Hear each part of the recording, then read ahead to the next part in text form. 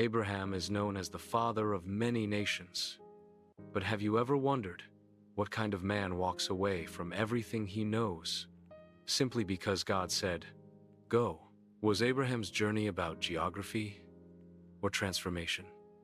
How do you hold on to a promise when decades pass and nothing changes?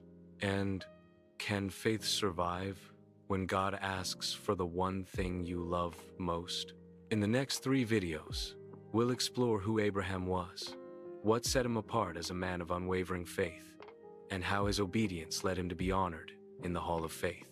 We'll also uncover why he was chosen to become the father of many nations, a legacy rooted in divine promise and spiritual courage. To understand that legacy, we must begin with the man himself. Abraham, originally named Abram, is one of the most pivotal figures in biblical history and the spiritual ancestor of billions across Judaism, Christianity, and Islam. His story, rooted in the book of Genesis, unfolds as both a historical journey and a divine calling that reshaped the spiritual landscape of the world. But before the stars were counted and the covenant was spoken, Abraham lived in a world of moonlight and murmuring gods. To understand his obedience, we must first understand the city he left behind. Was a city of moonlight and murmuring gods. Its streets pulsed with ritual. Its ziggurat rose like a stairway to the heavens. The ziggurat of was a temple dedicated to Nana, Sin, the moon god patron of wisdom, time, and fertility, believed to be the bridge between heaven and earth, where gods descended to commune with priests, decorated with celestial motifs and sacred inscriptions. Other deities worshipped were Inanna, Ishtar, goddess of love, war, and fertility, her temple adorned with lion statues and sacred gardens. Enlil, god of wind and kingship, invoked in royal rituals. Utu, Shamash, sun god, associated with justice and divine order. Ninhursag, earth goddess, revered in fertility rites.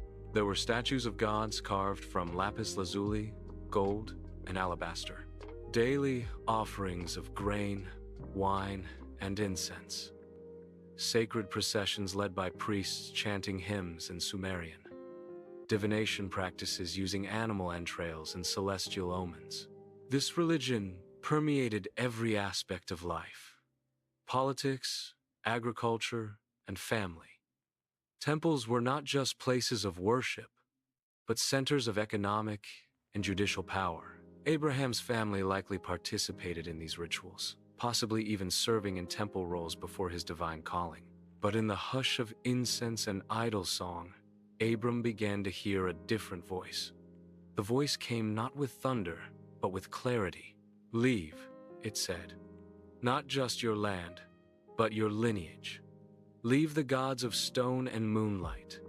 Leave the comfort of certainty for the wilderness of promise." And Abram, son of Terah, stood at the edge of obedience, where faith begins not with sight, but with surrender.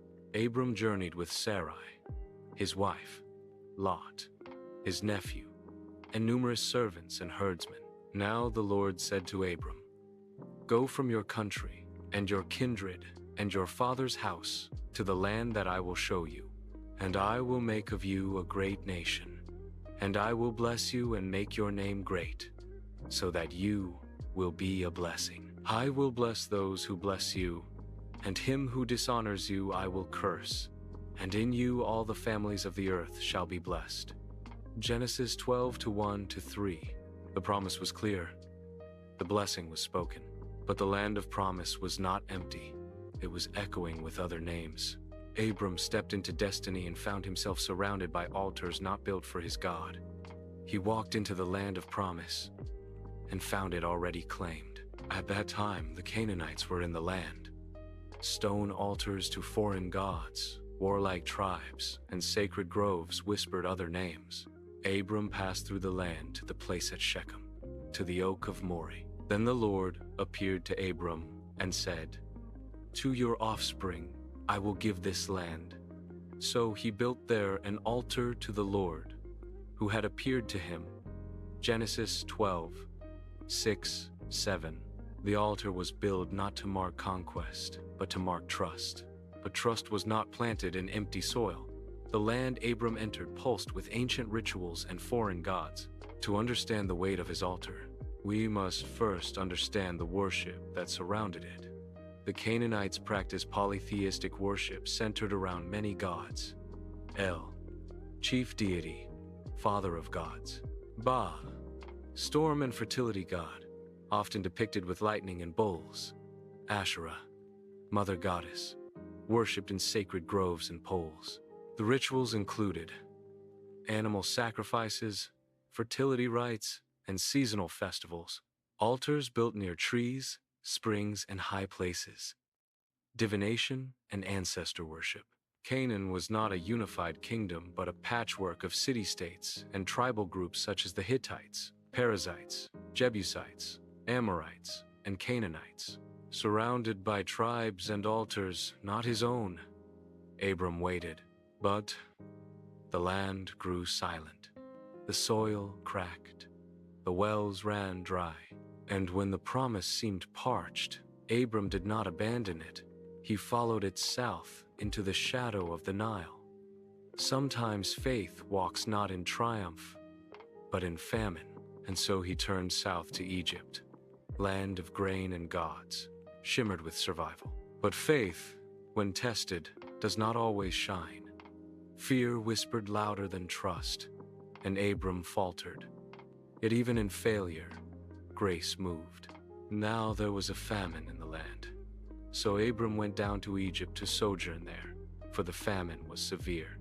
Genesis 12:10. Famines were common due to irregular rainfall, locust plagues, or overgrazing, political instability disrupting trade routes. Canaan's agriculture relied on seasonal rains. When that failed, survival depended on migration. Egypt's Nile River created a fertile floodplain, making it a reliable source of grain during regional famines. Ancient records, like the instructions of Amenemhat, describe Egypt as a land of abundance and political control. In Egypt, pharaohs ruled as divine intermediaries, believed to be sons of Ra, the sun god. Major deities included Osiris, god of the afterlife, Isis, mother goddess, Thoth, god of wisdom, and Hathor, goddess of beauty and fertility. So, they journeyed south, drawn by the promise of grain and survival. Egypt, land of abundance, where the Nile never failed. But beneath the shimmer of golden temples and fertile fields, fear stirred in Abram's heart. Sarai's beauty, radiant and rare, could invite more than admiration. It could provoke desire, danger, and death. So he spoke not of marriage, but of kinship, a half-truth wrapped in trembling hope. Egypt would feed them, yes, but it might also consume them. Say you are my sister, that it may go well with me because of you, and that my life may be spared for your sake. Genesis 12:13. In Egypt, beauty was not a blessing, it was a risk. Sarai's radiance, rare and regal, could draw the eye of Pharaoh himself. And in royal courts, foreign women were not courted, they were claimed. Abram knew this, so he spoke a half-truth to survive. She is my sister, he said. And in a way, she was. The daughter of his father, Terah, though not of his mother. But not just his sister, his wife, his covenant partner. And the lie, born of fear, would ripple through Pharaoh's house until heaven intervened. The palace stirred with unrest. Servants fell ill, animals refused to eat, and the air grew heavy with dread.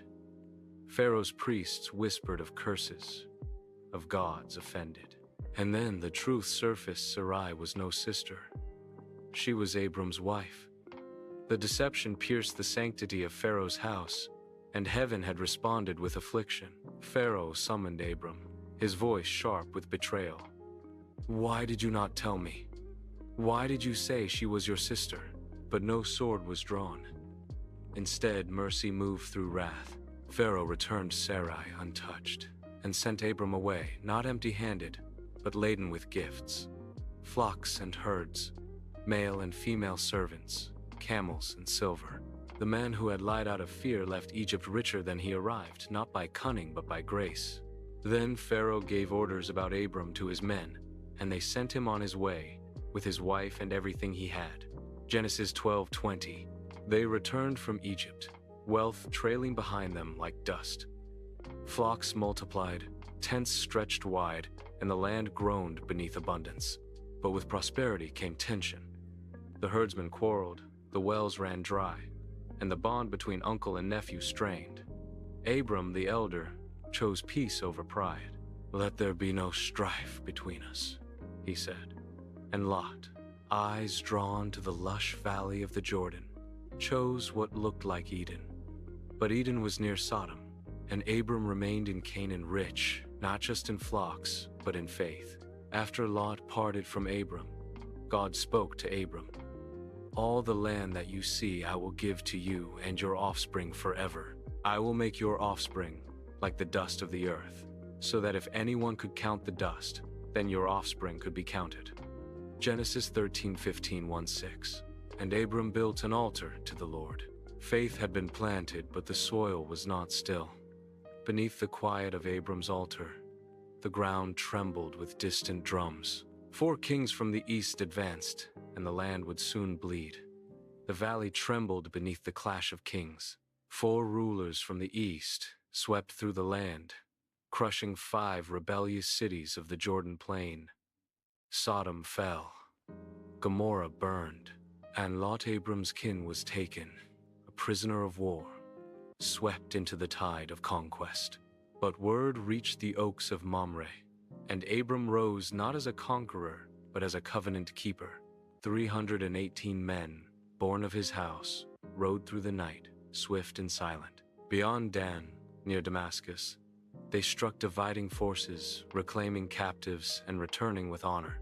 Then came Melchizedek, priest of God Most High, bearing bread and wine, blessing the man of faith. And when the king of Sodom offered riches, Abram refused. He would not be enriched by wickedness, but by the hand of heaven alone. The night was still, and Abram, weary from battles and barren of heirs, lifted his eyes to heaven. The Lord spoke not in riddles, but in promise. "Fear not, Abram, I am your shield. Your reward shall be very great." But Abram's heart ached. "What can you give me," he asked, "when I remain childless, and Eliezer of Damascus is my heir?" Then the Lord led him outside. "Look toward heaven," he said. "Count the stars, if you can. So shall your descendants be." And Abram believed, and it was counted to him as righteousness. But faith asked for assurance, and God answered with covenant.